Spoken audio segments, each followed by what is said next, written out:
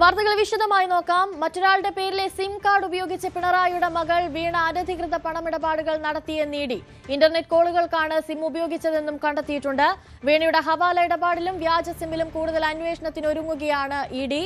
SIM card എടുത്തത് കോഴിക്കോട്ടെ DTPC destination manager നന്ദലാലിന്റെ പേരിലാണ്. ഡാനി പോൾ ചേരുന്നുണ്ട് കൂടുതൽ വിവരങ്ങളുമായി. ഡാനി, ഓരോ ദിവസം കൂടുന്തോറും വീണയ്ക്കെതിരെ കൂടുതൽ തെളിവുകൾ പുറത്തു വന്നുകൊണ്ടിരിക്കുകയാണ്. ഇപ്പോൾ ഏറ്റവും പുതിയതായി പുറത്തു വന്നിരിക്കുന്നത് നന്ദലാലിന്റെ മൊഴിയാണ്. വീണയും റിയാസും പറഞ്ഞിട്ടാണ് ഈ സിം കാർഡ് എടുത്തത്. എന്നാൽ അതിന്റെ കാരണം എന്തായിരുന്നു, എന്തുപയോഗത്തിനാണ് അവർ സിം കാർഡ് എടുക്കാൻ പറഞ്ഞത് എന്നുള്ള കാര്യത്തിൽ തനിക്കും വലിയ അറിവില്ല എന്നാണ് നന്ദു മൊഴി നൽകിയിരിക്കുന്നത്. ഇതിൽ കൂടുതൽ അന്വേഷണത്തിലേക്ക് ഇഡി ഇപ്പോൾ കടക്കുകയാണല്ലേ?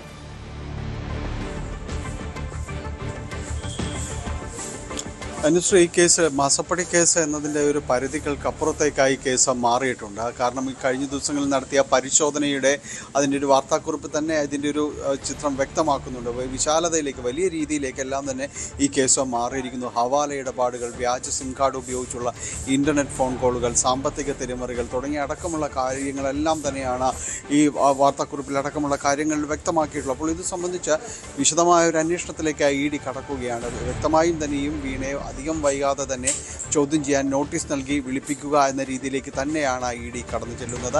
എന്തായാലും ഇപ്പോൾ വന്നിരിക്കുന്നത് 85 ലക്ഷം രൂപ വിദേശത്തേക്ക് കടത്തി എന്ന കാര്യത്തിൽ ഒരു ഹവാല ഇടപാട് സംബന്ധിയായ കാര്യങ്ങൾ തന്നെയാണ് ഇഡി സംശയിക്കുന്നത്. ഇവിടെ നിന്ന് പണം അയച്ചവർ, അതോടൊപ്പം തന്നെ അവിടെ സ്വീകരിച്ചവർ, അവരുടെ പശ്ചാത്തലം, ഇതെല്ലാം തന്നെ ഇഡി പരിശോധിക്കുകയാണ്. ഒപ്പം ഈ വീണയുടെ ഡയറി കുറിപ്പുകളിലുള്ള 20 കോടിയിൽ പരം രൂപ ഇത് എങ്ങനെയാണ് ഇവിടേക്ക് എത്തിയത്, അതവർ ഏത് രീതിയിലാണ് കൈമാറ്റം ചെയ്തത്, അവരെങ്ങനെ ഉപയോഗിച്ചു എന്നതിലടക്കമുള്ള കാര്യങ്ങൾ വിശദീകരണം തേടുന്നുണ്ട്. അവിടെയാണ് ഇൻ്റർനെറ്റ് കോൾ ഉപയോഗിച്ചു എന്നതിൻ്റെ കാര്യങ്ങളടക്കം പരിശോധിക്കുന്നത്.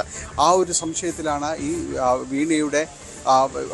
വീണ ഉപയോഗിച്ചു എന്ന് കരുതപ്പെടുന്ന മറ്റൊരാളുടെ സിം അത് തെളിഞ്ഞിരിക്കുന്നത്. നന്ദലാൽ എന്ന ഇവരുടെ ഒരു സുഹൃത്ത്, റിയാസിൻ്റെയും വീണയുടെയും എല്ലാം തന്നെ സുഹൃത്തിൻ്റെ പേരിലുള്ള ഒരു സിം കാർഡ്. ഈ സിം കാർഡ് ഉപയോഗിച്ചത് ഇത് അവർ പറഞ്ഞു താനത് എടുത്തു നൽകി എന്ന രീതിയിൽ മാത്രമാണ് ഇപ്പോൾ നന്ദലാലിൻ്റെ മൊഴി വന്നിരിക്കുന്നത്. എന്തിന് ഉപയോഗിച്ചു എന്നതിനെക്കുറിച്ച് തനിക്ക് അറിയില്ല എന്നതാണ് അദ്ദേഹം പറഞ്ഞിരിക്കുന്നത്. അപ്പോൾ ഇഡി പ്രധാനമായും സംശയിക്കുന്നത് ഇവരുടെ ഇൻ്റർനെറ്റ് കോളുകൾക്ക് വേണ്ടിയുള്ള വൈഫൈ അടക്കമുള്ള കാര്യങ്ങൾക്ക് വേണ്ടിയാണ് ഈ സിം ഉപയോഗിച്ചിരിക്കുന്നത് എന്നതാണ് ഇഡിയുടെ ഒരു പ്രാഥമികമായൊരു നിഗമനം. ഇത് സംബന്ധിച്ച് കൂടുതൽ അന്വേഷണങ്ങളിലേക്ക് എല്ലാം തന്നെ കടക്കേണ്ടതുണ്ട്. അപ്പോൾ ഈ ഒരു കാലയളവിൽ വലിയൊരു വളർച്ചയാണ് കഴിഞ്ഞ കുറച്ച് നാൾ കൊണ്ട് എക്സാലോജിക് കമ്പനി, വീണയുടെ കമ്പനി നേടിയത്. അത്രയൊന്നും ആസ്തിയില്ലാത്ത, അത്രയൊന്നും സാമ്പത്തിക ശേഷിയില്ലാത്ത ഒരു കമ്പനി വലിയ രീതിയിലേക്ക് ഈ ഒരു ചുരുങ്ങിയ കാലം കൊണ്ട് വളർന്നിരിക്കുന്നു. നേരത്തെ പറഞ്ഞിരുന്നത് 2.78 കോടി രൂപയുമായി ബന്ധപ്പെട്ടുകൊണ്ടുള്ള ഒരു പണമിടപാട് ഇവരുമായി CMRL നടത്തിയിരുന്നു എന്നാണ്. പക്ഷേ അതിനപ്പുറത്തേക്ക് വലിയ രീതിയിലുള്ള സാമ്പത്തിക ഇടപാടുകൾ ഇവർ നടത്തിയിട്ടുണ്ടെങ്കിൽ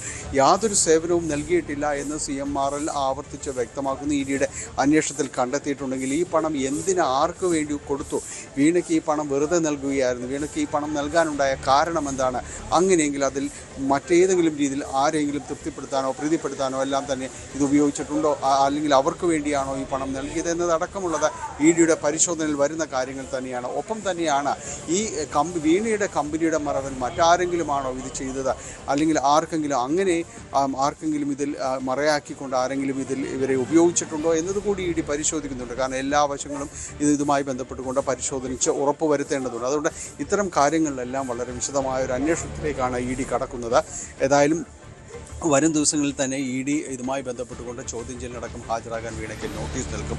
അതോടൊപ്പം തന്നെ ഭർത്താവും മുൻമന്ത്രിയും MLAയുമായ മുഹമ്മദ് റിയാസിനും ചോദ്യം ചെയ്യാനുള്ള നോട്ടീസ് നൽകും എന്ന് തന്നെയാണ് ഇഡിയിൽ നിന്നുള്ള സൂചനകളുള്ളത്. കാരണം അദ്ദേഹത്തിൻ്റെ സുഹൃത്തുക്കളെ അടക്കം ഈ കഴിഞ്ഞ ദിവസങ്ങളിൽ അവർ വീടുകളും ഓഫീസുകളടക്കം പരിശോധിച്ചിരുന്നു. അപ്പോൾ കുറേയധികം വിവരങ്ങളും വിശദാംശങ്ങളും ശേഖരിക്കപ്പെട്ടിരുന്നു. ഒപ്പം തന്നെയാണ് ഇവിടെ നിന്നെല്ലാം തന്നെ ഇവരുമായി ബന്ധപ്പെട്ട ചില ഡിജിറ്റൽ തെളിവുകൾ കൂടി കണ്ടെടുത്തിട്ടുണ്ട് എന്നതടക്കമുള്ള കാര്യങ്ങൾ പറയുന്നുണ്ട്. അപ്പോൾ ഇതെല്ലാം കൂടുതൽ അന്വേഷണത്തിലും എല്ലാം തന്നെ വരേണ്ടതുണ്ട്. അതുകൊണ്ട് റിയാസിൻ്റെ അടക്കമുള്ള ചോദ്യം ചെയ്യൽ ഈ കേസുമായി ബന്ധപ്പെട്ടുകൊണ്ട് അനിവാര്യതയിലേക്ക് നീളുമ്പോൾ വൈകാതെ തന്നെ ഈ നടപടികളിലേക്കെല്ലാം ഇഡി കടക്കുമെന്ന് തന്നെയാണ് പ്രതീക്ഷിക്കുന്നത്.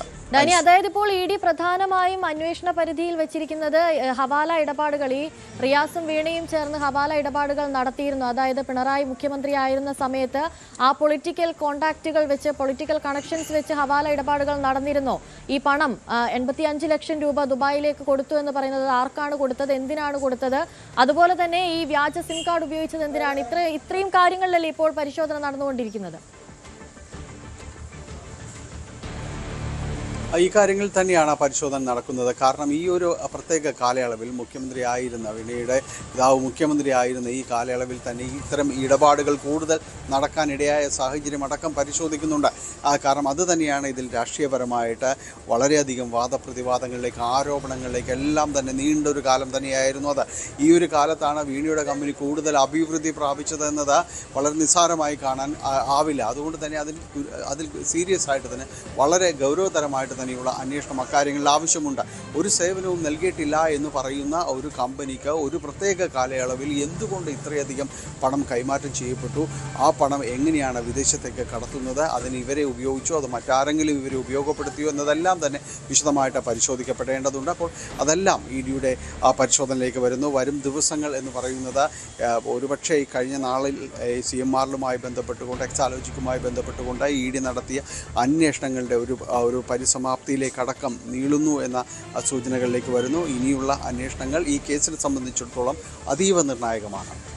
ഡാനി, അതുപോലെ തന്നെ ഈ പിണറായി വിജയൻ മുഖ്യമന്ത്രി ആയിരുന്ന ഒരു കാലഘട്ടത്തിലാണ് ഇതൊക്കെ നടക്കുന്നത് എന്ന് പറയുമ്പോൾ ഇതിലിനിയും കൂടുതൽ വലിയ വലിയ ആളുകൾ ഉൾപ്പെടാനുള്ള ഒരു സാധ്യത കൂടി നമുക്ക് പരിഗണിക്കാനാകുമോ?